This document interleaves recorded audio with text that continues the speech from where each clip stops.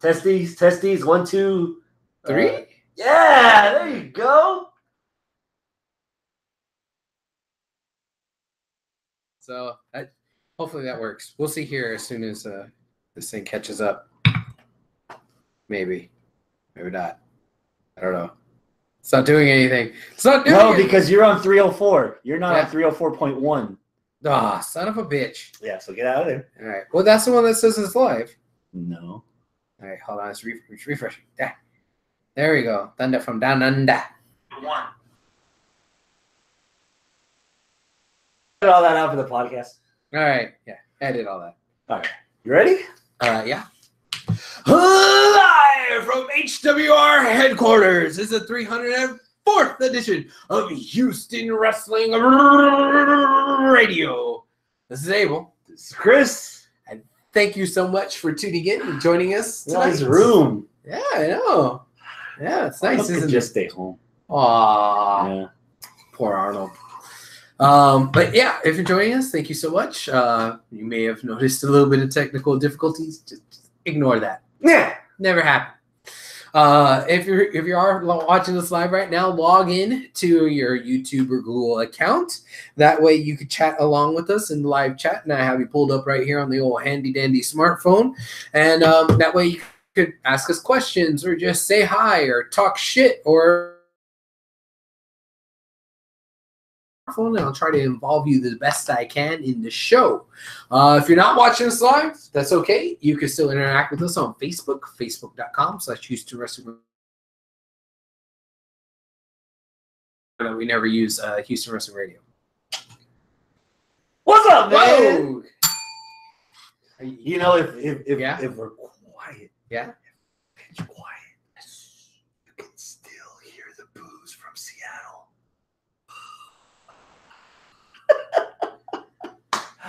Oh, sweet Jesus. Super Showdown. Let's break this nut. I remember those days when Sean Kemp used to get technical. Fuck Sean Kemp. Used to get technical fouls for hanging on the rim too long after a dunk. Super Showdown. Thunder from Down Under. Kevin Owens and Elias. Yes. Against Bobby Lashley and John Cena. Did this promo, which was my segment of the week, do anything to raise or lower your expectations for this match? My needle was at a 0 for this match. The fuck? Anticipation levels, that is 0. Until that promo. Really? Yeah. That promo just made me realize not only is Elias good, which I've always liked Elias, not only is Kevin Owens good, always like Kevin Owens, but they have a chemistry that was pretty cool, that they pretty solidified on Raw with that little adventure that they went through. Rewatching it like 2 or 3 different times, seeing the strain on Elias's face to not just bust out laughing and smile. Squint his eyes a little bit. Kevin like, that's how it's done. Yeah, like that was so good. But they were able to keep it together, and they were able to still have fun with it. Kevin Owens and Elias played off each other. I'm going from a 0 to about a 4. Okay, one promo raised it up 4 points. Okay. Yes, not bad. That's the only redeeming quality of this match. Okay. I have 0 fucks to give about the team of Cena and Lashley. We haven't seen Cena and Lashley, interact. So why since they had the match? Yeah. So it's like, why do they even care to? Like, why are they even teaming? And this is going to have no implications on anything. It's just a tag team match. Hold on a minute, players. That may as well have been on SmackDown for when Teddy Long was throwing random matches together. This doesn't feel like a pay-per-view quality match. It feels like, oh shit, we got to get more people on the card because we're going to Australia. So let's hodgepodge together a match and a feud that's not really there. And unfortunately, I think that's going to be a lot of this card. A lot of this card is going to be like that. But this is example number 1. So I don't give a fuck who wins. I don't give a fuck who loses. I don't give a fuck about one entire team. And the other team, okay, that's kind of interesting. That's kind of cool. But I'm only at a 4. Like I said, I love the promo. Yes, I agree. My anticipation for this is at a 1. Uno. Again, you just hit the nail on the head. This feels like the greatest Royal Rumble in the sense that they didn't have this on the schedule long enough to add this on the roadmap as far as weaving a story. So there's going to be a lot of that where it's just there for the sake of being there.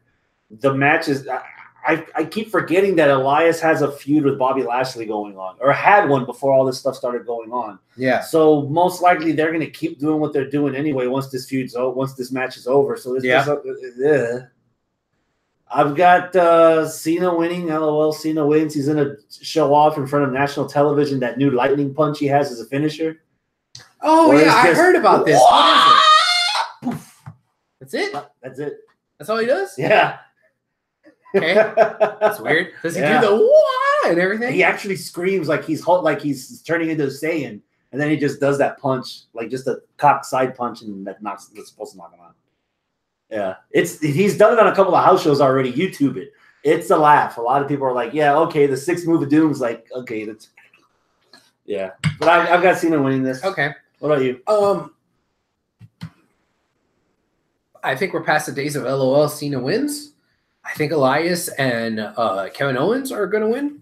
I think that they have more built up investment storyline-wise in them than right now that Cena or Lashley even have. I don't think creative cares about either one of them, and they're just going to use Cena in situations like this where, hey, let's just throw him on the card just to, get more mainstream eyeballs on it. But they're real meat and potatoes as far as characters that they're actively developing is with Elias and Kevin Owens, so they're going to win it. Yeah. Asuka and Naomi against the Iconics. All right. My anticipation level for this one is a 6. Okay. Where's it coming from? It's coming from the fact that I think Naomi and Asuka as a team are fucking adorable. They are. They're fucking adorable. I love them together. I think that you could continue having them as a team further in the future after this. Mm-hmm. And the Iconics, well, they're already a team, an established team. A good team. And a good team. A sexy team. He just gave them 1. There's 2 of them. Oh, that's true. Well, 4 if you really want to. I care more about this. I feel like there's slightly more story than the other tag team match. And if you had to have a tag team match on this card, aside from like, oh, well, we got to have a tag team championship match, I think this would be the only match that wouldn't feel like a Teddy Long Invitational tag team pay-per-view. This would be the only one that feels somewhat organic. Only in the sense that we have to have the girls on the card because I think Billie Kay is from Australia. Yep. Yeah. Well, both of them Both of them are. But I think that's why they talk funny. Both of them. Use it in the sentence. Do you want chocolate or vanilla? Or both of them. Here's your sign. I haven't been watching a lot of the story, but it's pretty easy. I think the reason I'm also at a 6 is because the Iconics in-ring work, they don't make the effort to bring anyone down. They're competent in the ring. They know what they're doing. Naomi, of course, always knows what she's doing. Asuka, I think, is the wild card. Like, I think Asuka just kind of been getting lost in the shuffle a bit. She has. And it's I'm like, all right. Storyline-wise, not in the ring-wise. Yeah. And so what's the point of keeping them as a team? Like, there's not any tag titles. So are we gonna? Is it eventually one's turning on the other, or is it just like you're the enemy of my enemy is my friend kind of thing? I like the friendship aspect, the friendship storyline aspect going along with it because, Asuka and Naomi just kind of getting buddy and just liking hanging out with each other and learning from each other, and it seems like Naomi's trying to get Asuka a little bit more acclimated to the American culture. Like, I think that there's a story to be had. I know that most of the time in wrestling, whenever you have a friend and a friend, eventually it's just set up for a feud for them to break up. But I even said this with Rusev and Aiden English. I want them to be friends to be friends. To the bitter fucking end. Yeah, exactly. Which I want that to happen at some point. I mean, we're getting it with Lucha Underground with Drago and Aerostar, but we're not getting it. Triple H and Shawn Michaels, but even with them, they've had their moments. They were friends and not friends, friends and not friends, friends and not friends. And now, oh, hey, he's my best friend, so he's going to accompany me to the ring. Or fucking Undertaker versus then Kane. And is it safe to say that the hometown girls are getting the win? No. No. It's not safe to say. That being said, I think they're gonna. I think they're gonna. I think they're gonna win because heels roll up tights and they're gonna get cheered like crazy. Yeah. Normally I would say, oh, hometown, you're losing. Because that's how WWE likes to do it, at least when they're in the States, you know. Oh, it's your hometown, especially if it's a babyface. Oh, your hometown, whatever, home field advantage. And then they lose. Pisses everybody off. I guess they do that because they don't want that mid-card or whatever it is, so just because we happen to be there, overshadow the main event, you know?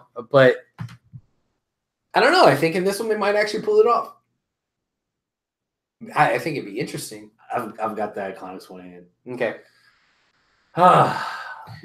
Number one contender. Did you give a... Yeah, six. Okay, cool. Number one contender for the heavyweight title. The Miz versus Daniel Bryan. I didn't realize that this was a number one contender match until last night when they kind of like said it in passing, and I was like, "What?" I don't think this match needed the number one contender stipulation. No, because it's Miz versus Daniel Bryan. This has been a long simmering feud for a long, long time. I don't think it needed that. But it's there. I caught myself thinking, oh shit, we have Joe versus Miz. No, we have Joe versus Bryan. Oh wait, no, we have Bryan versus AJ. Oh, we can have Miz versus AJ. Oh wow. Like me thinking, ooh, I like the possibilities of what comes out of this, you know? So I'm kind of interested. So my anticipation level for this is an 8. Yeah. For the match or for the result? Both. Okay. Both. I think the match is going to be pretty good. Miz versus Daniel Bryan hasn't disappointed except for when like the women into it, their ladies are involved. But straight up one-on-one match, go balls to the wall. First time in Australia for a pay-per-view. Let's fucking do it. Yeah. Why not? Go balls to the wall, have a badass match, and it's number one contender. I think that they are setting them up to steal the fucking show. All that being said, I'm not at a 10. I'm not at a 9. I'm at an 8 because this is number 4 over an 8-year-long feud that actually had 2 or 3 year-long breaks in between where nobody really, you know, they're conveniently re-bringing it up that it's an 8-year-long feud when it's not really. But the match is going to be badass. Number one contendership is going to be pretty interesting to see who actually wins it. And it's not a tag team match, playa. Yeah. So, yeah, I'm at an 8. 7. 7. Why? I think the women kind of brought the feud down a bit for me. So having this number one contenders thing is kind of like perking me up. Okay. In ring-wise, those two alone, I'm not going to be disappointed. So I'm at about a 7. Dude, it's a pick'em, dude. Like I wouldn't. It is. I wouldn't. Well, I'll take it back. Yeah, it's a pick'em. No, it's a pick'em for me. No, they're making a lot of effort to bring this feud, this rivalry home. I've got the Miz winning this. I have the Miz beating fucking AJ Styles at Survivor Series, becoming the champion, and I have the Miz and Daniel Bryan at WrestleMania. Daniel Bryan wins the fucking goddamn Royal Rumble or Elimination Chamber or whatever it is in Fastlane. Yeah, set that up in Mania. Goddamn, that'd be woo. I think Bryan's gonna win it. Really? Because if Bryan wins it, then there's a little bit more diversity with what you could do as far as who they're fighting between Joe and AJ. Face Brian versus face AJ. That's badass. We've already gotten that though. Face Brian versus heel Joe. That's badass. Kinda already got that also. Heel Miz versus face AJ. That's gonna be cool. Got that before also. Heel Miz versus heel Joe. I don't know. Or how is Joe getting over as a heel right now? By being Creeper McCreeperson. Exactly. All right. What if Joe does that to the Miz and Maurice, and we somehow get a facey Miz out of this? Not so much a facey Miz, but like a tweener kind of nobody fucks my wife but me kind of thing. You know? Maybe. But would that take away from the Miz though? Because the Miz is so on fire with his promos because he speaks from here, but he only does it like in a pissed off sense. Can he pull off me in a face? Or he doesn't have to be a face. It's just him doing it from in here, but it's for other. It's still. The Miz, I'm not going to be like, I told you. Either one, I'd probably be happy with. Cool. But just looking ahead, I'm thinking maybe the Miz. I'm going to go with Brian. Okay. I think.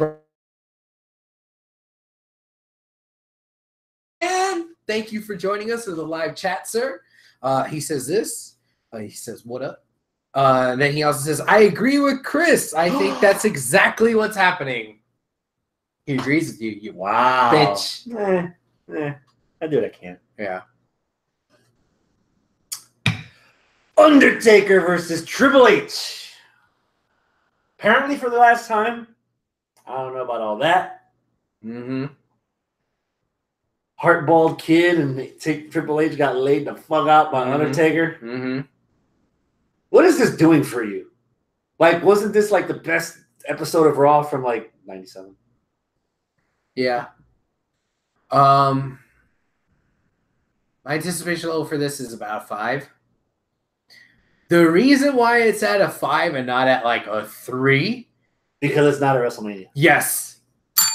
If this was at WrestleMania, I would have been flipping the table. Why Negative the numbers. fuck? Yeah, maybe even. Like, why the fuck? No, this or whatever. But it's not WrestleMania. So the whole Undertaker has to win and what's Undertaker going to do on the grand stage, like, that's out of the window here. Here it's just old nostalgia rivalry revisited because you're in a special place. Okay, cool. That's all I need from it. Can Undertaker and Triple H put on something worth raving about in ring wise? Probably not. Do I care about Undertaker and Triple H as characters? A little bit. Especially if you get the monkey off the back of it as far as WrestleMania goes. This isn't WrestleMania. So I don't care. Undertaker's fighting? Okay, Undertaker's fighting. Cool. I'm not going to bitch about that. His interest is going to be badass. He's out there with Kane, which I appreciate the nod to, you know, it's not just Undertaker, it's the Brothers of Destruction. So good. You're tipping the cap to the actual lore of who the Undertaker is. On the other side of that coin, you got Triple H, he's proven himself for the last few years that when he can still go. You know, he's not out in 205 Live, but, you know, he can still go. So he might be able to carry old ass Taker. And then you're going to have HBK on the outside who, yeah, sure, he's the bald break kid, but whatever, man. He's old, but he's still entertaining. So it's going to be a nice little nostalgia act, I think, with the potential of a decent match. Who do you got winning? Triple H. It's not WrestleMania. Triple H. Same. I got Triple H winning this. I'm at about a 5. Okay. A lot of news with a Z sites are kind of letting the cat out of the bag that this is the, and we're getting DX versus Brothers of Destruction. It's kind of like bumming me out a bit. You know, when I see they've done a good job of selling the match, Triple H and Undertaker on television, and Shawn Michaels. No disrespect to that. When I see a match like this on the event, I harken back to that promo that John Cena did on Roman Reigns, where I have to do your job because you can't do it yourself. I can do part-time or better than you can do full-time. Okay. Is that like telling of the roster? That the roster's not good enough, that we got to bring back Triple H, Undertaker, Shawn Michaels, Kane, who else from the woodwork? You know? It's like,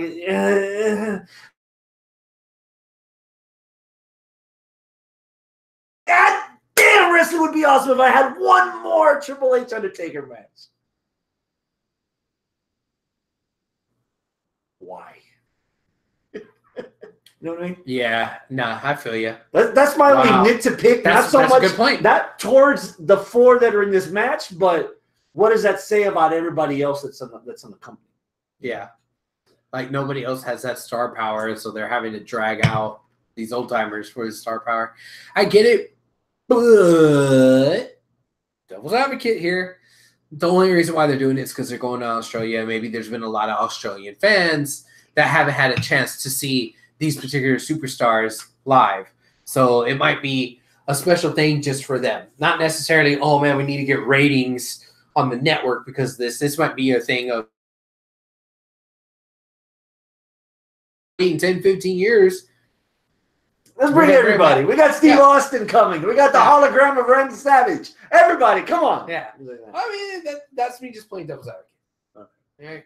Okay. Robert says, by the way, I'll be paying special attention because I didn't watch any of Raw or SmackDown this week. So he's putting the pressure on us here. Don't worry.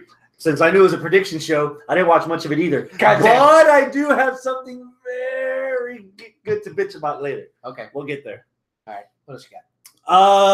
More non-title stuff. The Shield. Oh. Against Braun, Dolph, and Drew McIntyre. What you think?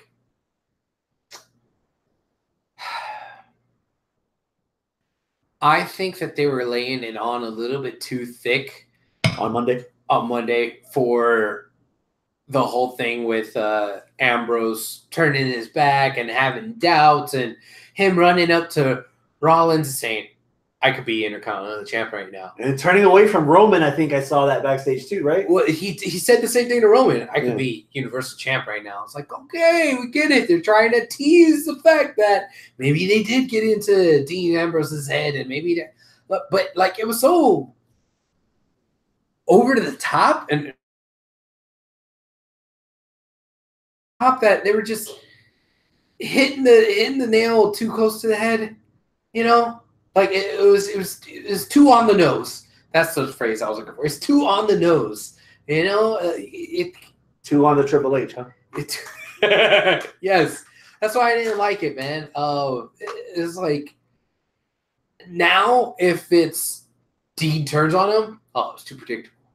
But if like that was just a red herring and Dolph turns on his crew, well, yeah, it's because you laid it on a little bit too thick. So obviously. I didn't enjoy the storytelling on that. As far as this crew of whatever Braun and, you know, whatever they're calling themselves. The Dogs of War. Dogs of War. Rah! Yeah. I don't give a fuck. I mean, if this is just so that you can have somebody play against the Shield so that we could derail the fact that we're trying to get you to cheer for Roman, I'm not buying it. You're still not cheering for Roman, huh? No. Anticipation level for the match. 4.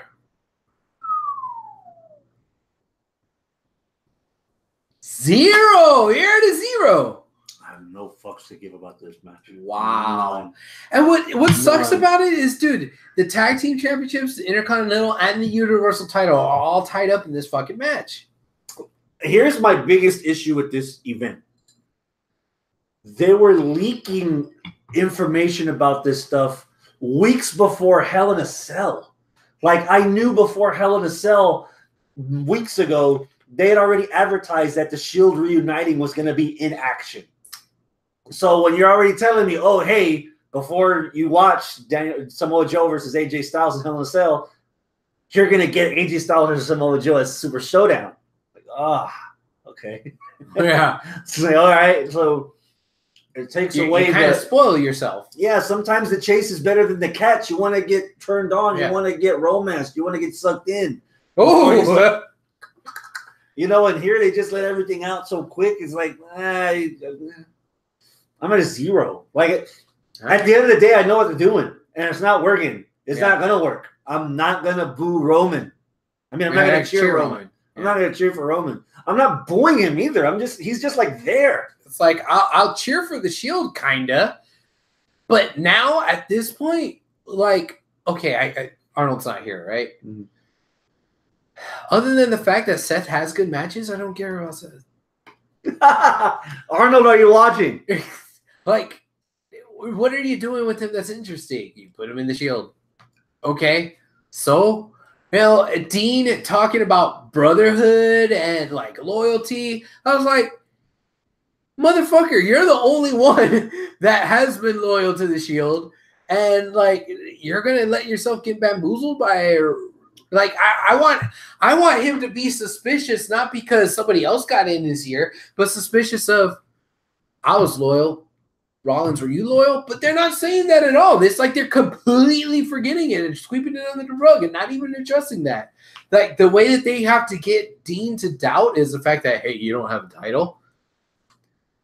There's only so many titles to fucking go around. Yeah, he doesn't have a title.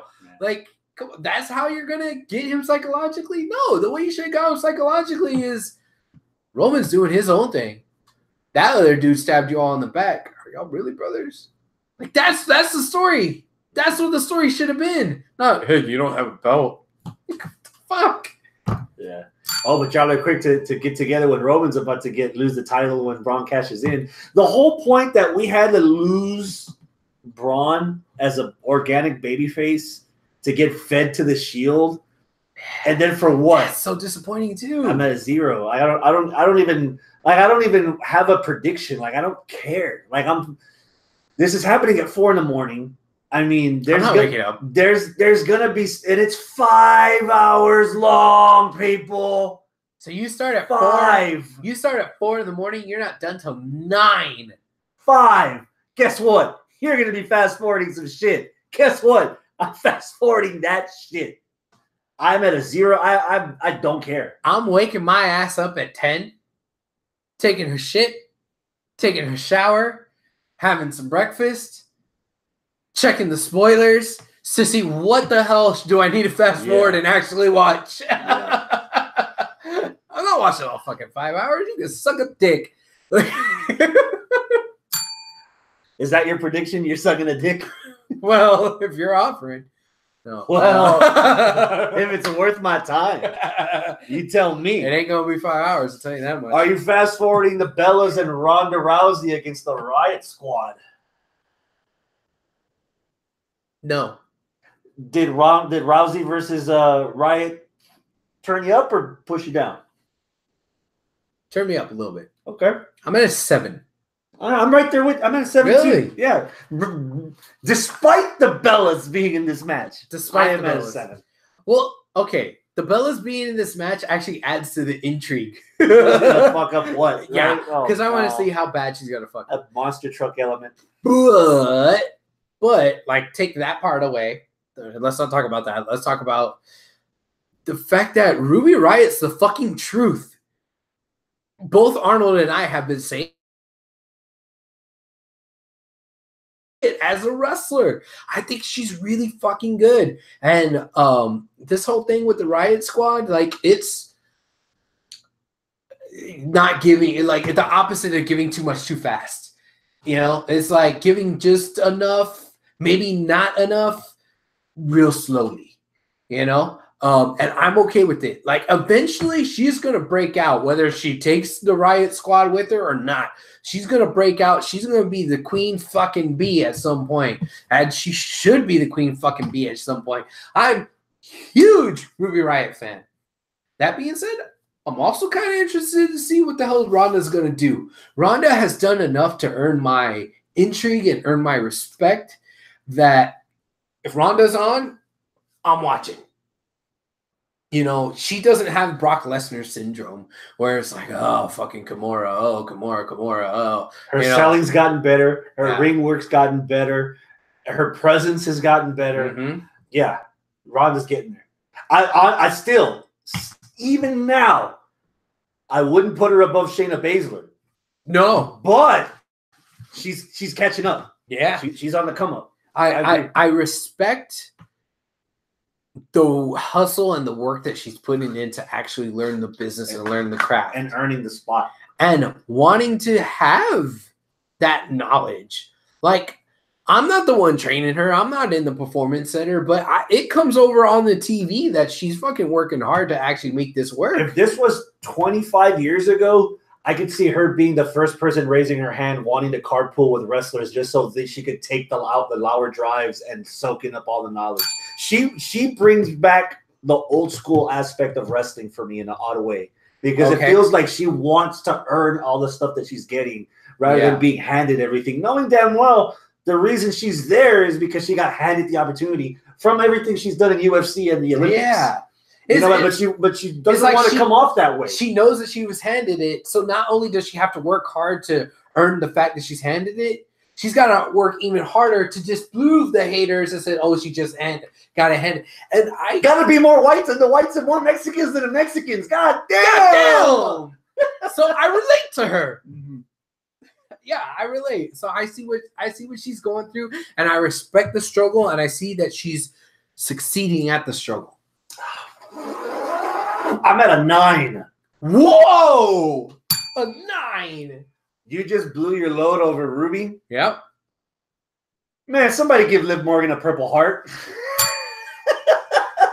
Okay. Man,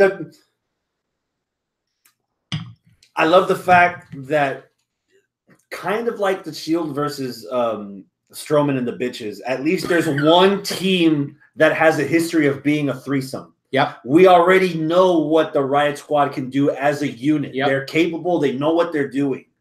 Again, they're a team. Just like the Iconics, they're not going to make the effort to bring the match down. They're going to hold their own. Ronda on the come up, I believe she's going to hold her own. A part of me is thinking that we're building up to one of the Bellas against Ronda at Evolution, and I'm wanting to see how they're going to make it plausible to get there. Okay. So with all of that combined, I'm at a 9 for this. Okay. Yeah. Just putting all the stuff out of your head as far as whether or not Nikki or Brie are going to fuck everything up for this match. That's the farthest thing from my mind. Okay. The other positives in the match were far outweighing that negative. All right. So let's talk a little bit about this. Okay. By the way, I have the Riot Squad winning this. I bet that's how we get the Bellas and Rousey starting to. I don't know if we're going to get the Bellas and Rousey to start butting heads. I don't know if that's what's going to happen yet. But I think that Rousey can't afford a loss, so she's not taking a pin. Mm-hmm. But one of the Bellas could take a pin. Well, it's not a title, so she could. Oh, well, there's no trios titles in WWE. So obviously this is a non-title match. No, but for Rousey, she can take the loss in a tag match. True. And especially if you like what you saw between Ronda and Ruby, right? We get a rematch down the line with Ruby easily saying, you know, I beat you once. I almost beat you twice. You need to give me a title shot. Okay. Or we can get the Bellas against Rousey and I can see what you're saying. What's her face? I can see what you're saying, but I'm trying to be accurate with my predictions here. I'm trying to think like how WWE thinks. The WWE thinks that they have a fucking gold nugget with Ronda Rousey, so I don't think that they want her to take any losses, even if it's in a tag match. So while I could say that maybe one of the Bellas could take a pin, I think the person taking the pin is probably going to be Sarah or Liv. Unfortunately. That's who I think one of those two are going to lose. And it's going to make Ronda look even stronger than what she has been. Because that's the trajectory that they're using creatively to propel Ronda. Even though, like, what creative's doing with Ronda and what Ronda is doing with Ronda are kind of different, but they're trying to follow the same path. Ronda just wants to be respected by the marks and respected by the industry insiders and respected by being a wrestler. WWE don't give a fuck about that. WWE is like, ooh, I see money, so let's push her. Mm-hmm. So it's kind of different, but I kind of feel everybody's getting what they want with this, and they're happy with it. But the way that WWE is going to treat it is by keep making Ronda look strong. Got you. Let's get into some titles. I wish you were right, though. I want to be there with you. We still could be. You could be. More hometown talent. Buddy Murphy against Cedric Alexander for the Cruiserweight title. Yep. Which, as far as I know, there's not a pre-show or anything. All this is main card. As far as what I've read today. Okay. So, Alexander versus Murphy rematch for the Cruiserweight title. This is already on our match of the year that you guys put on. Yep. What's your anticipation for the rematch? 9. What's keeping you from a 10? The fact that it's a rematch and the fact that even though you just said what you said, I'm not convinced that there's not going to be a pre-show. Oh, would it behoove you if it was on pre-show? If it's on pre-show, I'm going to be like, God damn it. Really? Ced can't get on the fucking main. He can't get a payday cut. Yeah. Like, come on. That's going to piss me off. But if it is on the main show, great. I know the match is going to be badass. The push that they've been giving Ced has been amazing. Undefeated in 2018. Holy fuck. Hasn't run its course. Not yet. Not yet for you. Not for me. And you're an avid 205 guy. Well, not avid, but you're the most out of all three of us in this room. Yeah. Well, Arnold's not here. Yeah. But I don't know, man. I like it. I dig it. I want to see them succeed. You got Buddy Murphy in his home country. That's going to be pretty cool. So he might be having a little bit of like, fuck, I got to make sure I do good out here kind of thing going for him. When those two are on, they are fucking on. Whether or not they're against each other, ass fucking matches. And I think they're going to take it on themselves, make it their own responsibility to steal the fucking show if there's not a pre-show and they're actually on the main card. This might be their only chance to be on an actual goddamn pay-per-view and show what they can do and not get relegated to the pre-show for all the rest of the non-fucking international pay-per-views. I think that they can seize that fucking brass ring here and they might fucking do it. So, as a guy that did not watch the match of the year candidacy match, as a guy that has not been watching 205, my anticipation for this is about a 7. Okay. Because the stuff I have seen from Cedric, the stuff that I have seen from the carbon copy of Kenny Omega, it's looking good. And I'm curious to see what it looks like in that background. Okay. It's one thing. It'd probably just be a 5 or a 6 if it was in like Timbuktu. But we're in Melbourne. Some of this stuff's going to get a bigger bump than it would have because a lot of these guys aren't going to have this opportunity. Mm-hmm. So, for example, this match, I'm giving it about an 8. I thought you just said 7. I just bumped it up to an 8. How about that? You convinced yourself. Yes. And I've got Buddy Murphy. It's time.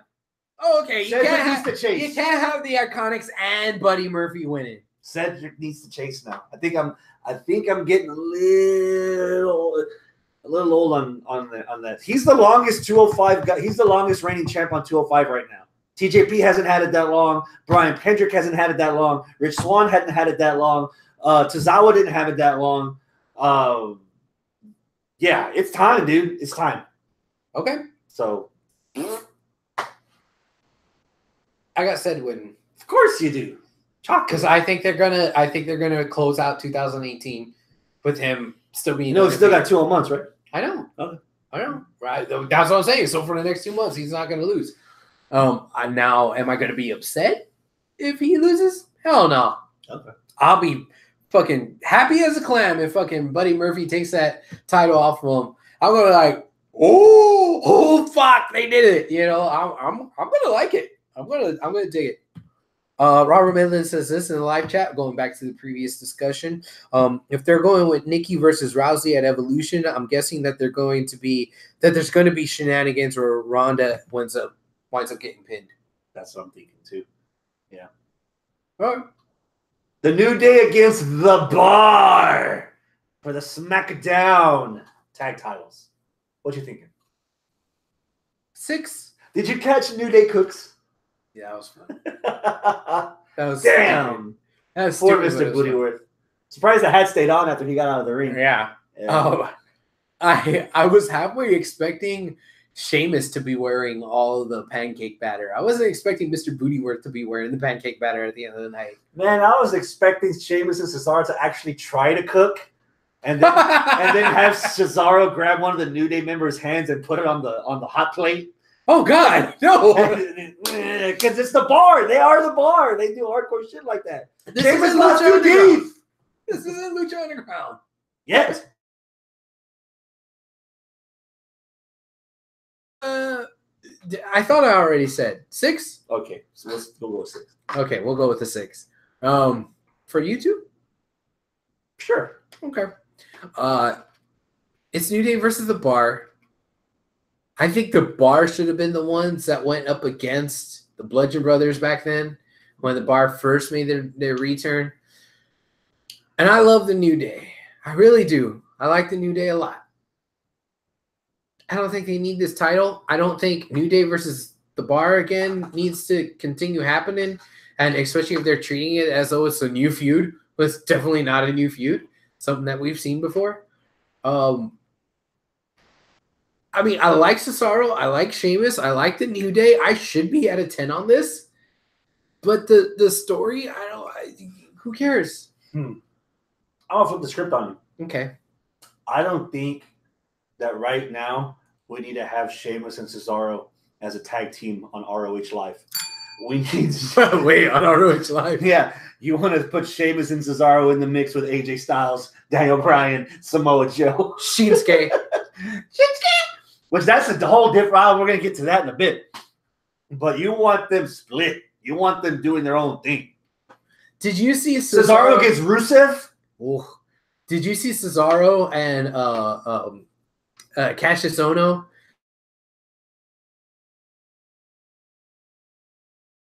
Yeah. Still doesn't mean I'm at a 6, and I give a shit about Cassius Ohno, but yeah, for a cup of coffee. New Day are winning this still. It's too soon. Yeah. Too soon to take it off them. 5-time champs. Okay, whatever. We give it to the Bar. No, they're perfect right now as far as WWE logic goes. They're the straight man to New Day's funny man shtick. So why change that formula at all? I mean, I would like for them to change that formula, and we could see both Sheamus and Cesaro as strong, singles competitors, like you said. But they ain't gonna do it. New Day's winning. Becky Lynch against Charlotte Flair for the SmackDown Women's title. Where you at? 8. I would be at 10 for this if they went through with either making Becky full-on tweener or if they did a straight-up double turn with Charlotte and Becky. And they didn't. They're being fucking stubborn dedicos about, no, Charlotte's the fucking babyface and Becky's the fucking heel. Here's a spoon. I'm going to feed it to you. No. Fuck you and your airplane sounds. We want to cheer for Becky. Everybody wants to cheer for Becky. She's out there trying to get cheap heat, and people are, yeah, cheap heat. If Becky went out there and said, you know what, this town doesn't deserve a basketball team, they would have cheered her. They booed for 15 goddamn minutes for Elias for saying that sick burn. But if it was Becky, oh, she's adorable. Yay, Becky. We don't deserve a basketball team. We're getting a hockey expansion anyway. It's okay. Fuck the Sonics. Yeah, fuck the Sonics. Sean Kemp, he sucked anyway. Garrett Payne, he wasn't really a glove for anything. It was a stupid nickname for a stupid basketball player. They never beat the Rockets in anything. They didn't have any championships. You know what? You're right, Becky. You're right. I love you, Becky. It's 2018. Deathless Shrimp will get deported by Trump anyway. Right. Fuck the Sonics. Fuck Deathless Shrimp. Yeah. Don't worry about it. Deadlift Shrimp sounds like something you get at Long John's for $5.25. No. We love you, Becky. We love you, Becky. Mate. Becky. I'm at an 8. The thing that's keeping me from a 10. I don't know if you remember a lot of the Attitude Era stuff. Oh, shit. I don't know if you remember a lot of the Attitude Era stuff. Okay, yeah, I do. But we didn't get Steve Austin being an asshole every week. We didn't get Steve Austin being confrontational every week. I think there's a difference between striking while the iron's hot and just going bam, bam, bam, bam, bam, bam, bam, instead of just letting shit happen. It feels like they're trying too hard to show us that this is supposed to be a bitch. deal. I told you she's a heel. Yeah. Go out there and be more heel. Like, you know, calm down, yeah. man. It's Again, why aren't you booing her? Becky, why aren't they booing you? You're bad at being a heel. You go out there and you fucking heel it up even more. What do you want me to say? Well, what you're going to say is this, and this, and talk shit about their basketball teams or whatever. Okay, the Seattle Sonics suck. Yay! Like, I mean, what the hell? I have Becky winning this. I have Becky winning this too. There you go. All right. Did you say your number? What was your number? I was 8. I mean, 8? Okay. All right. AJ Styles against Samoa. No DQ, no count out. There must be a winner for the WWE. You know, when AJ cut his promo where he said that I'm literally going to bury you alive, I was like, ooh, they're adding a new stipulation? Ooh, buried alive? Wait, buried alive between AJ and Joe? Oh, that's different. That's interesting. It's not Taker. It's not Kane. It's not Mankind or any other, it's not the fucking Ascension. Somebody. He literally wants to bury the guy. Oh, I like that. That's an interesting idea. But then, like, after the promo, they're like, oh, it's just no DQ. And I'm like, you just left that shit on the table, man. Like, what the fuck? You could have picked that up. That would have been perfect. Like, really? How pissed off would AJ, who's not a fucking occult member, be to like, I'm going to literally kill this guy. That would have really drove home the whole thing about don't fuck with my family kind of thing and add so much more emotion to the thing. But no, it's just it doesn't really fit the storyline. What I was thinking, which I've been harping over this for months, for years. You could be wrong. Is I need a Caribbean strap match in my life. What the fuck? Here's a strap match. Here's what I mean. Joe, every time he's attacked AJ, it's been from behind. Yeah.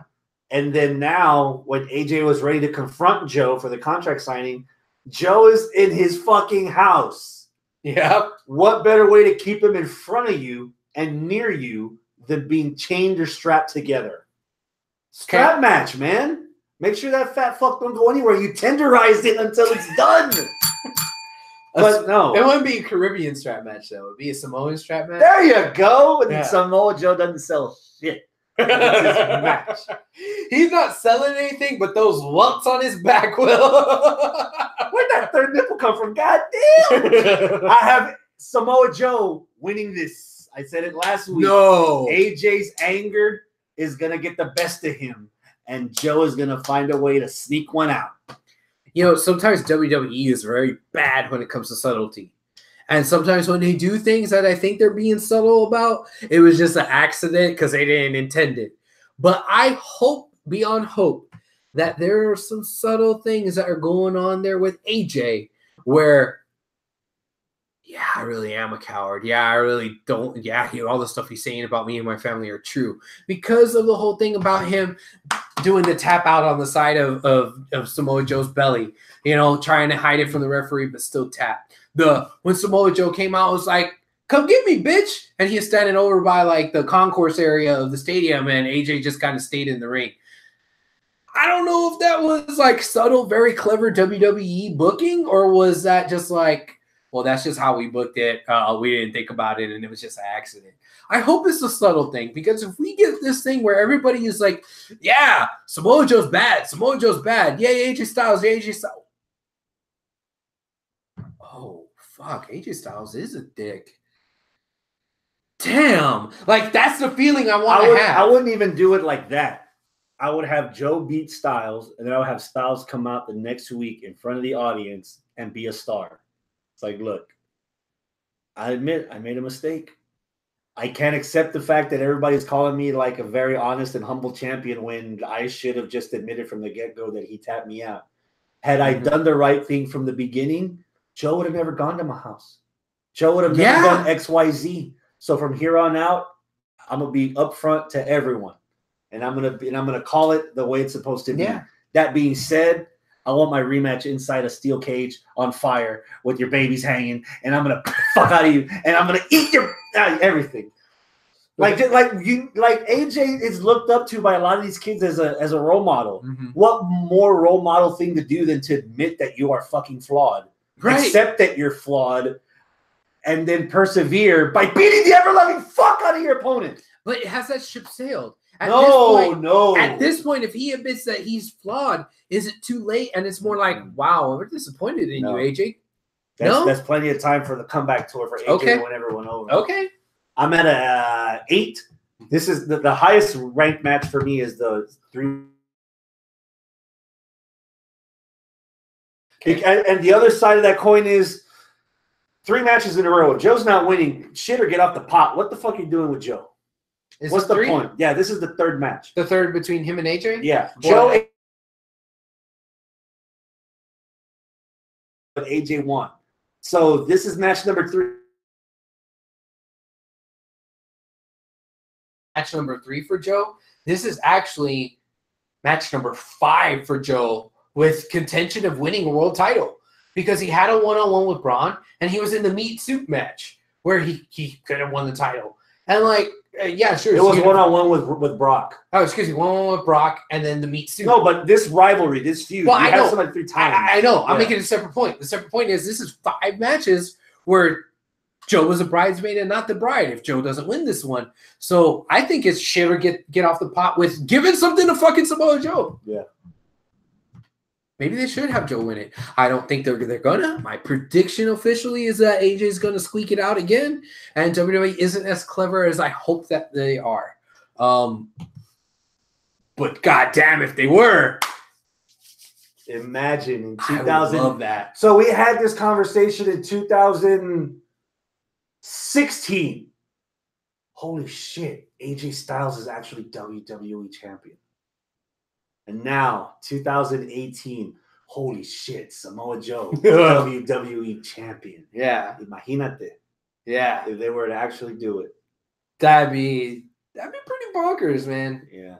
I mean, Joe is a super heel right now. And then 2020, oh my God, Christopher Daniels is WWE. Get the fuck out! Oh my God. Cheeseburger is Showtime. Overall, the whole 5-hour morning wood. I'll tell you what, I ain't getting up. I ain't waking up. I've heard Randy say that a lot. I ain't waking up. I'll probably wake up, take a shit, take a shower, eat breakfast, check Facebook, see what the spoilers say. If there's something good to watch, I'll sit down and watch it. If everything is a shit show, or if everything's crickets where nobody says anything either way, then I'll be like, I'll watch it, but I'm not gonna make time to watch it. If I have the time, which I will, I'll see what's up. So Saturday, I'm getting up, going to work, and then from work, I'm driving to Austin to ACL Fest.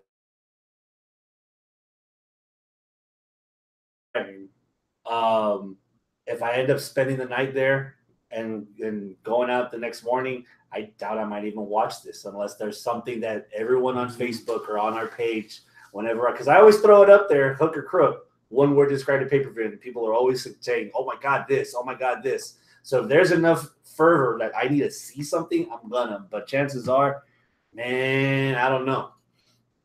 But yeah, and this weekend I am going to get my eyes checked, so maybe you might not even be able to physically watch it at all. My eyes might be fucking dilated. I might not be able to see it. I'll listen to it. Man, what's your anticipation for the whole thing? 5. I'm at about a 5. Yeah. All right. I think WWE, especially for 2019, they need to figure out what the fuck they're doing as far as the pay-per-views go. I think these last couple of weeks, they've been hammering so much content. Obviously, on the network side, they have to keep it fresh. But at the same time, you already know you have 12, 13 pay-per-views a year. Don't give us like 19. Like, you ended the brand split because all the pay-per-views are watered down. Now you're just giving us more fucking pay-per-views. Just narrow it down to 12 or 13. And I wouldn't even get mad if half of them were not in this country. Yeah, and see, that's the thing. As long as the product is good on television, then it's fine. If you're oversaturating in it because of oversaturation, you're getting stuff that's just being thrown on the wall because you want something to stick because you're putting too many dates on the calendar. It's gonna hurt the product. Hour pay-per-view. 5 on top of the pay-per-view we just had 3 weeks ago. On top of the women's pay-per-view that we're gonna have in 2 weeks, and then Crown Jewel, and then another pay-per-view in another country in 2 weeks after that. So it's going to be the same kind of weird-ass booking. And then what's after Crown Jewels? Survivor Series. Oh, fuck. So it's Crown Jewels the first weekend of November. Survivor Series is the weekend before Thanksgiving. So it's 3 weeks away. Well, you can't forget, if you say Survivor Series, you also have to remember War Games. That's NXT. That's different. I know it's NXT, but it's still WWE programming, so they control that entire wheelhouse. And Lord knows that's another fucking 3 hours. It's easy for me, man. I'm flying to Los Angeles Saturday morning for TakeOver, and I'm flying back Sunday night. So I'm not even watching Survivor Series. That's going to be another situation where, all right, oversaturation, I'm going to pick what I want to see, and whatever I might need to see, I'll see it later. Because, man, again, another week, competition's just as good. Yeah. We'll get to that in a little bit. Dylan Warman and Robert Gouveia on Facebook have pretty much admitted they're watching this live. Wow. And then we've got some other people. Brandon Ramshar is watching it Sunday before the Texans game because Texans play late against the Cowboys. Oh, that's the right. Cowboys. And then Robert Medlin's planning on watching it Saturday at night. Okay. So that's it as far as Super Showdown. What the fuck are they doing with Shinsuke Nakamura? Yeah. He is a complete afterthought. Shinsuke's not on this card. No. Do you think maybe, devil's advocate, do you think maybe he has some sort of weird visa thing that can't work out right? No, I'm not talking about him not being on the show. Nakamura has been an afterthought. He is the United States champion, and he's getting eclipsed by Randy Orton versus Jeff Hardy. And now he's being eclipsed by Randy Orton versus Ty fucking Dillinger, which I'm torn on because Ty, okay? But then he can't count to 10 no more. So what the fuck are you doing with Nakamura? Like, what are we doing here? Is that going to be the supplementary feud when Joe can't beat AJ? We're going to get Joe versus Nakamura, Joe versus Shin for the U.S. belt? You know, something has been kind of unfair. Okay. And that's when it comes to WWE, there's some things that, you know, aren't quite as good as other things. Okay? Like other brands. All right? So I'm going to just throw this out here just for this week. My WWE match of the week. Ty Dillinger versus Randy Orton. Wow. Now, that's not the match of the week. That wasn't even a match. It never started. It did start. Technically, it started. That is my WWE match of the week. You are reaching. Fucking loved it. I would consider that as a segment. You can make that your segment of the okay, week. all right. Well, if you want to fucking split hairs, but yeah. Okay. I can split hairs. You All right. Well, yeah, I don't have so many to split.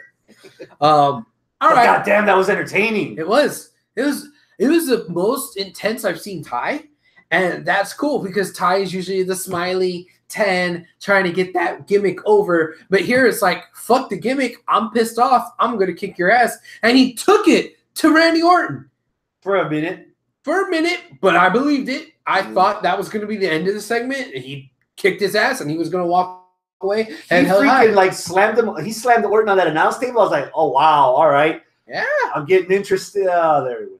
Yeah. Which leads me further to believe that Randy Orton's going to take out Daniel Bryan next. He's going to break Bryan's arm so that he can't do the yes.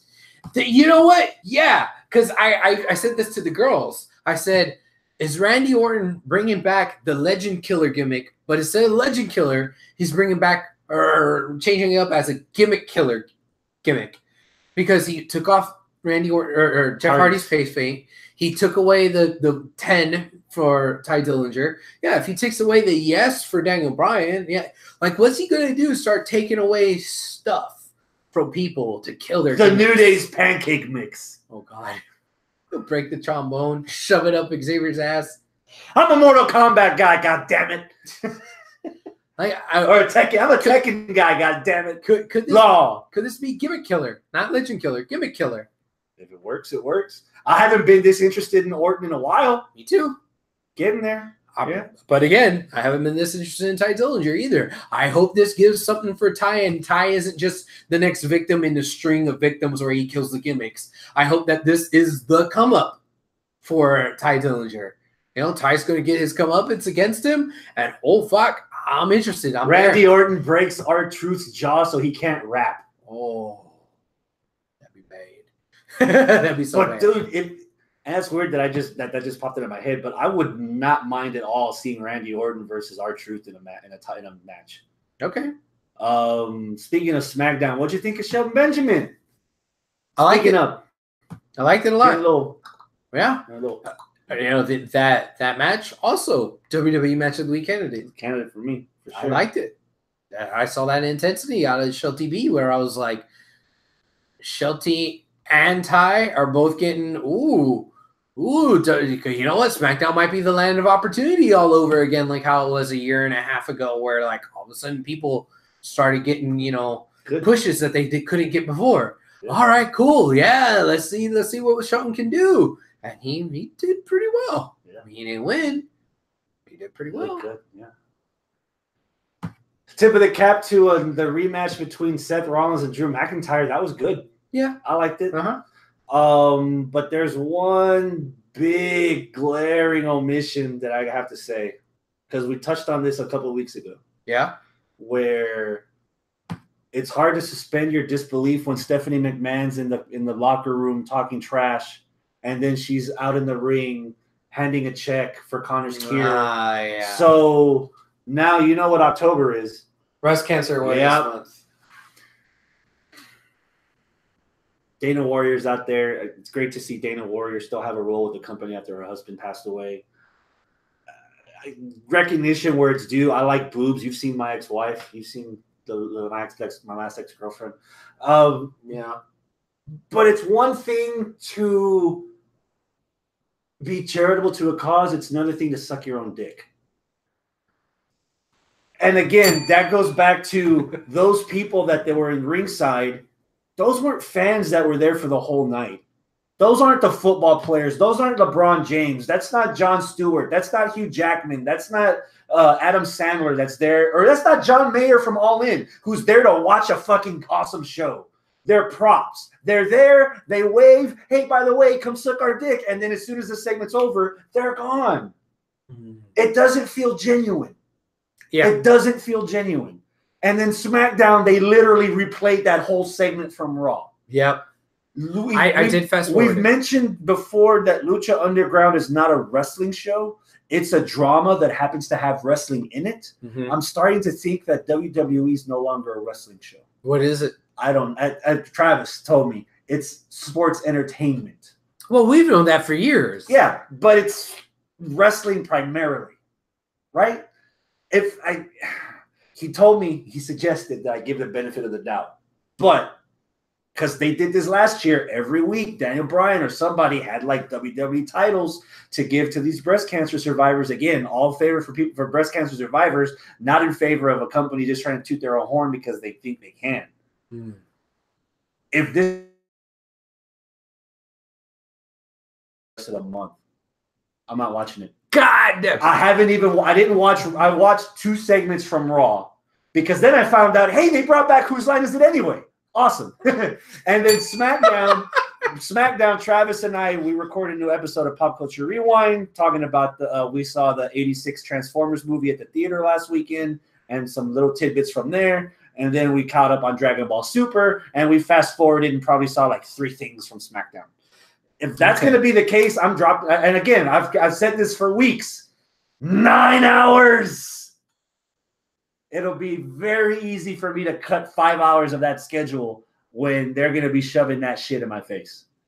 Okay. So that's my rant.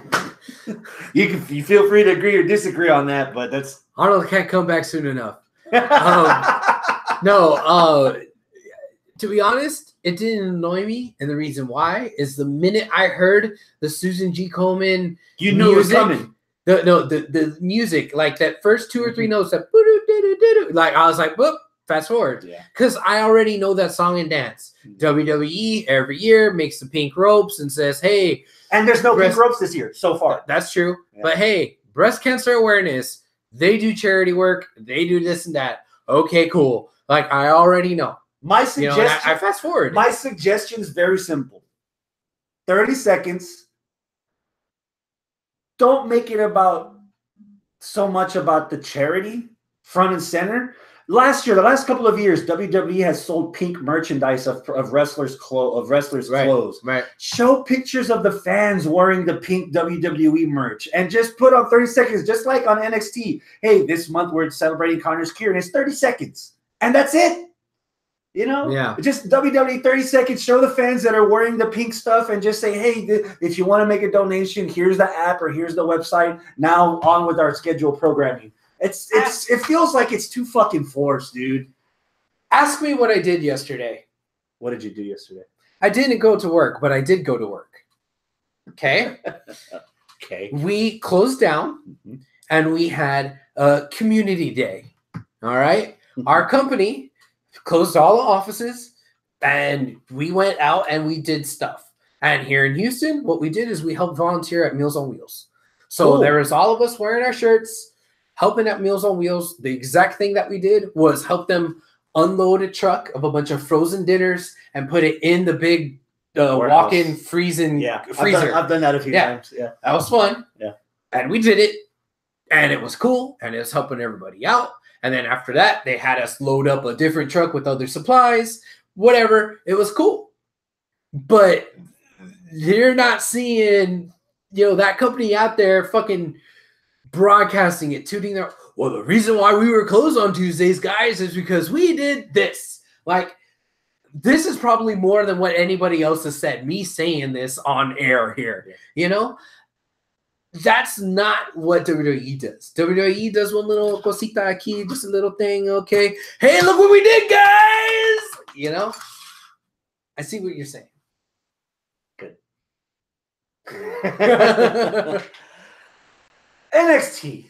Yes. There's not a lot. There is stuff to talk about at NXT, but there's not a lot of stuff that we want to talk about. Hold on. Uh-oh. Robert has something. Uh-oh. Robert in the live chat says this. What about the rumors of the WWE Network changes where the price goes up, but they're adding more libraries like Evolve, Progress, and maybe Classic TNA? What about it? When it happens, it happens. If they're going to up the price and give me TNA and Evolve and all that shit, okay, great. That doesn't change the fact that there's 9 fucking hours that Chris doesn't already want to watch now. Yeah. You're going to give me more crap that I'm not going to watch? Because I love story time. I love Table for Three. I love the Edge and Christian show. I loved all the little documentaries that y'all did. WrestleMania Rewind. Oh, please come back. The spotlights on certain wrestlers where you go back and you look at their career and they give you clips and matches here. Oh, that's fucking badass and awesome. You know how many times I watch it? Rarely. Why? Because there's 9 fucking hours of WWE programming. Is there an echo in here? I said this like a month ago, and everybody looked at me like, bitch, what the fuck's your problem? It's true, though. And if I want to watch the show Underground, I don't want to watch this, I'm not going to watch it. So you're going to charge me more. Technically, the TNA stuff probably won't be there as a library because TNA already has their own network. They wouldn't have gone through the trouble to make their own network. We're not getting NWA stuff because NWA's launching their own network. They've had their own network. They've had their own network. They're actually having a show coming up at the end of this month. Rematch Cody versus Nick Aldis, 2 out of 3 falls to celebrate the 70th anniversary of NWA. So Progress, Evolve, ICW, all that other stuff overseas. ICO Pro. Whatever.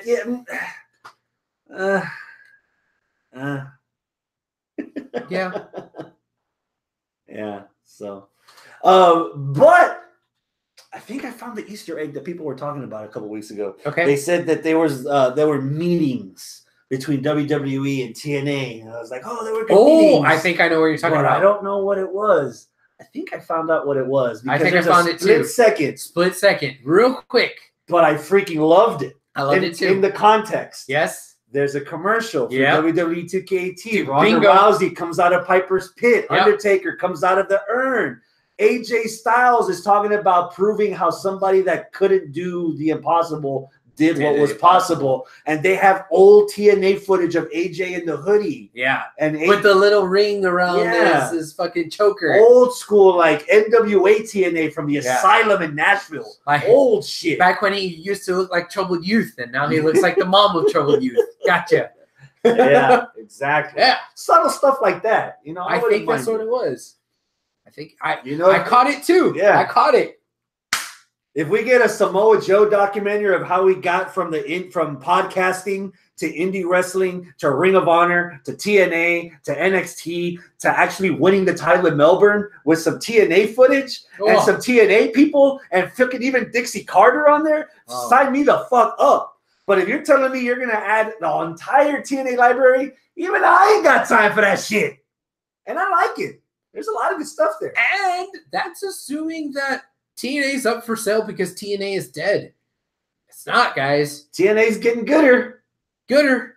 Yeah. It's not the best, but it's turning on a few heads. Yeah. All right. NXT? NXT. We're going to talk about NXT? Ciampa versus Djokovic. Whatever. Ciampa won. Oh, you know what? How do you feel about Ciampa's new music? I like. You like it? Yeah, a little. It's growing on me like a fungus. Okay. I like that Taz heartbeat in the beginning. Yeah, a little heartbeat. That's cool. Keith Lee is going to beat the ever-loving fuck out of the Finest, and I can't wait to see it. Me too. That's probably the highlight from NXT for me. Yeah. Keith Lee. I mean, I don't know. I know I'm marking out because, he came through here and, this and that. Friend of the show. Friend of the show. Yeah, Keith Lee. Yeah. I think that's it for NXT for now. Well, do you want to talk about them being one step closer to finding out who done did it? Until they say who Until done they did say it? who it is. Yeah, that's what I'm going to be all ears. Okay, so as far as Nikki saying that she knows, and Regal's like, yeah, I know that you know, but you're not a credible fucking witness. Like, you don't care? I don't care yet.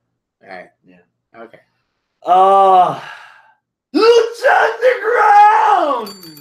Yeah! That was some really quick TNA talk, or NXT talk. Oh, my God. The funniest 3 seconds of Lucha Underground was the very end. Yeah? Rest in peace, motherfucker. The Mac cost Mil Muertes the Fatal 4-Way, and now we're getting the Mac versus Mil Muertes at Ultima Lucha Cuatro in a death match. Death match. Dragon Azteca Jr. didn't win that Fatal 4-Way because Phoenix came by. Zombie Phoenix. Yeah, Nega Phoenix. My nega. And cost Dragon Azteca's attention, so he's out. And we wound up getting Pentagon, rightfully so, winning the Fatal 4-Way, pile driving Cuerno to hell. And we're getting the rematch at Ultima Lucha Cuatro, which is probably going to be 9 episodes long, but still better than the 9 hours of fucking Raw. Quality over quantity. That's 9 hours spread over 9 weeks. Yeah. Although I'm tempted if it's 4 episodes or less. Oh, dark match. Binging it. Yeah, we could do that. Do dark match episode. And we could have Arnold in. It's like, no context, just watch. Give him some Coronas and some hot Cheetos. Yeah. Got him. Yeah. Maybe some pickles. Yeah. Fuck it. He'll be in his Cookie Monster jammies. Con sus chicharrones. Yeah. Put some Topo Chico. Was the 4-Way your favorite match on that episode of Lucha? Yes. I believe that's my match of the week pick. Ooh. How about the nunchuck match? That was fun. But funny. Yeah. But fun. Fuck it. My match of the week pick is the 4-Way. The nunchuck match, a very close second. Did you ever watch Kicking and Screaming with Will Ferrell? No. It's a soccer movie where he's a coach of a little soccer team, soccer league team, kids. And the kicker was in the final game, the 2 short kids got together And the announcer kept saying, they're forming one superhuman because they were taller than everyone else. That's what I thought about when Drago sat on top of Aerostar and was whipping the shit out of Jake Strong with the jugs. I saw that and I was like, what in the blue fuck?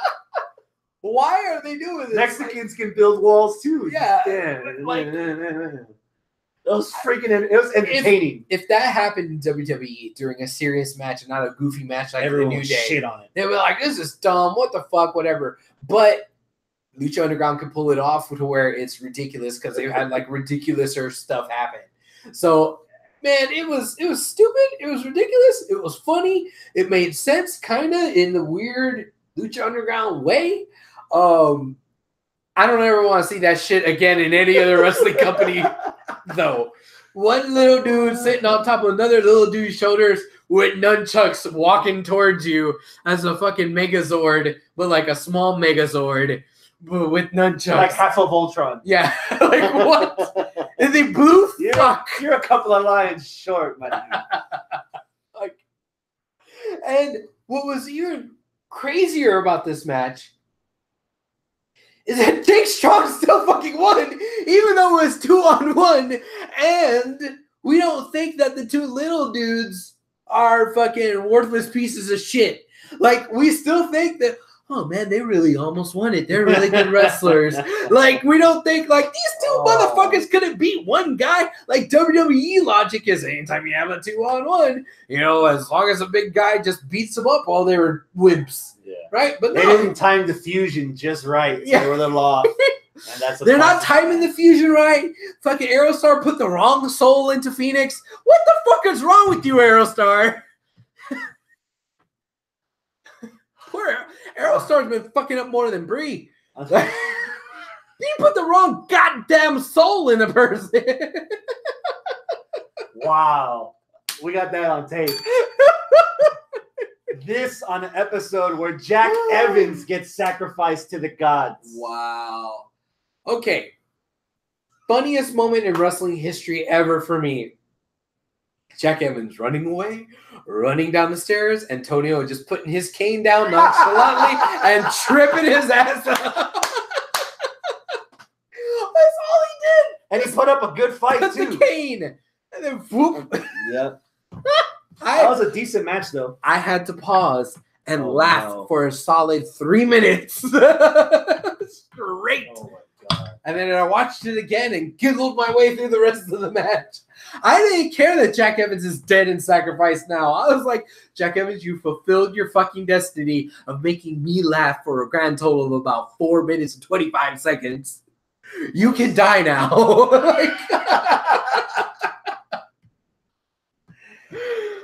What do you think of this new Rabbit Tribe with El Bunny and the White Rabbit, who's supposedly Killer Cross from Impact? Right. I'm interested. So am I. I don't know where they're going with it. Neither do I. But that's half of Lucha Underground. You don't know what they're doing. You just sit back and you enjoy it. Yeah. You just let them do whatever they want to you because you know you're gonna like it. Man. Yeah, man. This stuff with the new Rabbit Tribe, man. Did they take Mascarita Sagrada and just put new fucking clothes on him and that's it? Is the same fucking dude? I don't know. Is that it racist? Surprise me. Or sizist? Sizist, yeah. Little peopleist? I don't know. Like, is it the same little dude? God. Is it the same little dude? Oh my God, that was funny. It's fucked up shit if it is. But yeah, Killer Cross, he looks intense. I want to see what the fuck he's gonna wind up doing as being the leader of the White Rabbit Tribe and what's actually going to happen. I was kind of disappointed that EXO, Evie, and Joey didn't come out victorious, but I'm more intrigued by the Rabbit Tribe.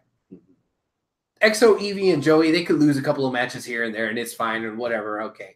But I'm still going to be in love with EXO and Evie. I bet.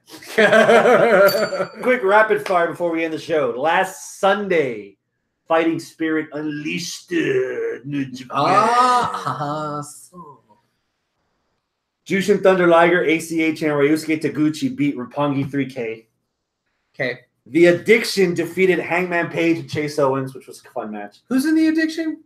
The Addiction is Daniels and Kazarian. That's right. You add Scorpio Sky, and that's SoCal Uncensored. Gotcha. Jeff Cobb, Chris Sabin, and Flip Gordon defeated Gato and Best Friends. Oh, Hiroki Goto and Best Friends. Yeah, Hiroki Goto. Who's Best Friends? Chucky T and Trent Beretta. Oh, that's right. Yeah. Zack Sabre Jr. and the Killer Elite Squad defeated Naito, Evil, and Sonata in a 6-man tag. That sounds interesting. That sounds like it would have been fun. Gato, who was Kazuchika Okada's hype man, turned on him after Okada couldn't beat Tanahashi for the briefcase to main event in Tokyo. So it was Jay White and Gato who defeated Tanahashi and Kushida from Chaos. My match of the week. Marty Scurll defeated again Will Ospreay. Ospreay can't get him. That match was fucking beautiful, man. It was a good match. Yeah. And it's not one of those matches that like where you say it's like, oh, it's slow. They got to get to know each other. It's established. They have a rivalry. They have a feud. They ain't got time to bullshit. We don't care about Uncle Ben's death. Just give me Spider-Man already. These two are just like from fucking jump, and it's beautiful. Just give me the whip. Yeah, that's my match of the week pick. Okay. So this weekend, Kings of Wrestling, the finals of the tournament. Hiroshi Tanahashi was the light heavyweight champion. He the junior heavyweight champion. He had to vacate the title because he hurt his neck at the Cow Palace. So this is the final. Kushida against Marty Scurll. The Gorillas of Destiny defeated the Young Bucks to become the IWGP heavyweight titles. Really? Yeah, old school. The Gorillas of Destiny are trying to bring back the original Bullet Club, the mentality of we're not here to make friends and make fans. We're here to beat the fuck out of people. So Gorillas of Destiny and Haku. Yeah, it was some good stuff. Okay. Juice Robinson lost the U.S. title to Cody. So now Cody is just to clarify. He is a part of the 6-man tag team champions from Ring of Honor. Okay. He is the United States champion for New Japan Pro Wrestling. Okay. And he is the NWA World's Heavyweight Champion. Okay. That is Cody right now. Fuck it. That is Cody Rhodes right now. Fuck. All right. So you said that he was going to have a match. He is defending the NWA title at the end of the month. But not the U.S. title. No. That's an NWA event. He's defending the NWA title. So Magnus gets a chance to win it back. Yep. Nick Aldis. 2 out of 3 falls. Yeah. Main event, Golden Lovers defeated Okada and Ishii. Always a fun match, but another example of that met my expectations no matter how high it was going to be. And Ospreay, Scurll narrowly exceeded whatever expectations I had. So that's why that's my match of the week pick. So this weekend, Kings of Wrestling, Marty Scurll against Kushida.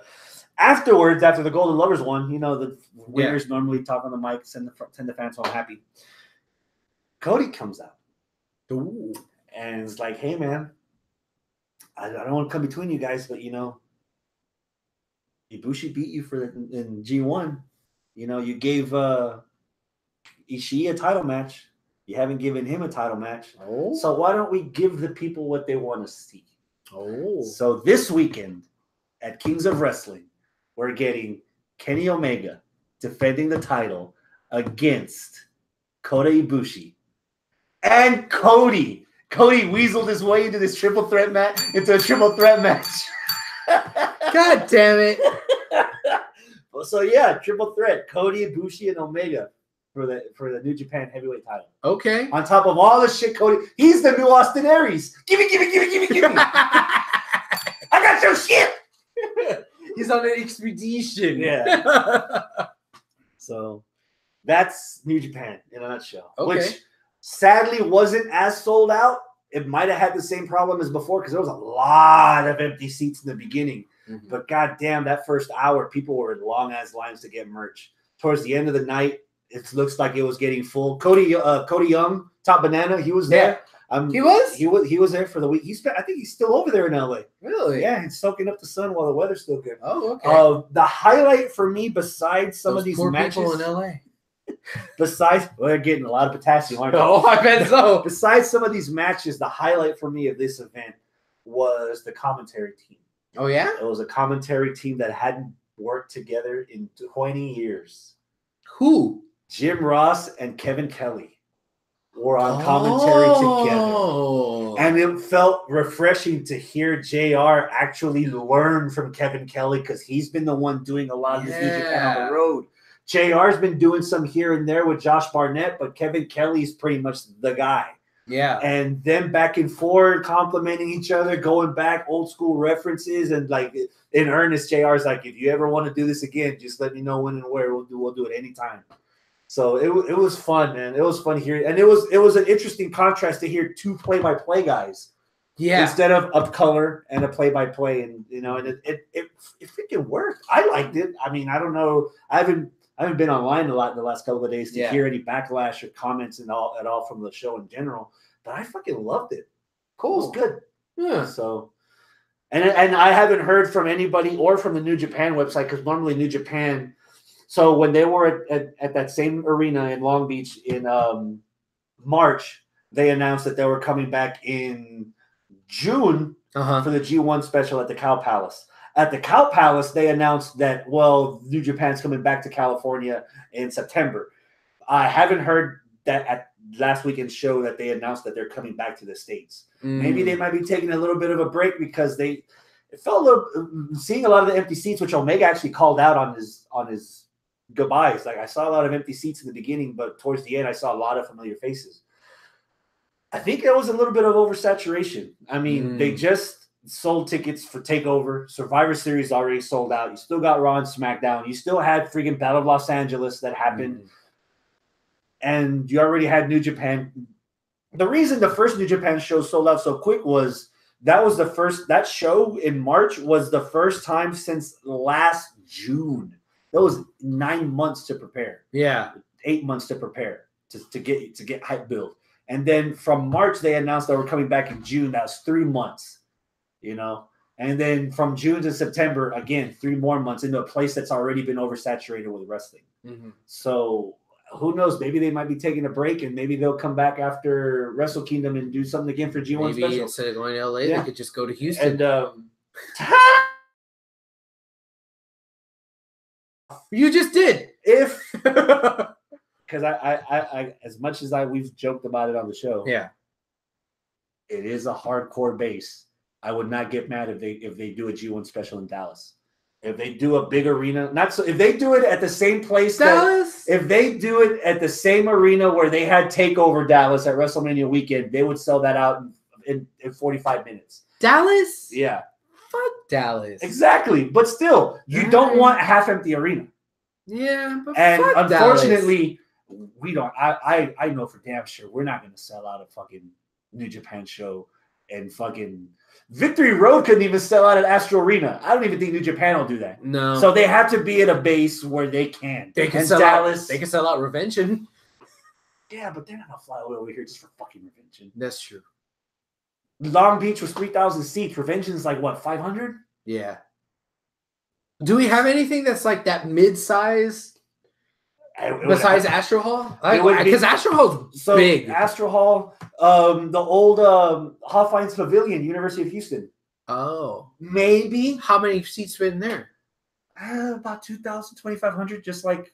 But then again, that goes back to the base. Yeah. Will Dallas people come over here for the weekend if it's on a Saturday? Yeah. I would think so. For wrestling, yeah. I mean, you would go to Dallas, right? Yeah, but that's me. I go fucking everywhere. I would go to Dallas. You carpool? Well, I mean, it depends. Other dumb marks would go. Other dumb marks from Houston would go to Dallas. That's a show, man. Unless you have something to promote, because apparently you no-showed Wrestle Festival. I didn't no-showed. I just you called and showed you weren't and said you weren't. I said I wasn't. You called to no show. Yeah. Sorry again, everybody at Wrestle Festival, but yeah, Wrestle Festival. From what I hear, so hopefully there's a 5 next year because someone wasn't there. Oh, it's not. From what I heard, it was really good. So yeah, I'm not sure when the next DZW is. You got a lot on your plate, Heisenberger. Sure. I do, but yeah, I don't know. There's stuff going on around town. Figure it out. Go support indie wrestling. Marks. Support good indie wrestling. Yeah, there you go. Yeah. All right, we got a show. That's it, man. All right, adios, my friends. Keep it classy. Oh, What happened to Toodles? You're making fart sounds now? From Ace Ventura, Okay. Pet Detective. Yeah, okay. Well, you can't do Toodles? I like Toodles. You Better like than a it- fart sound. You like a lot of things.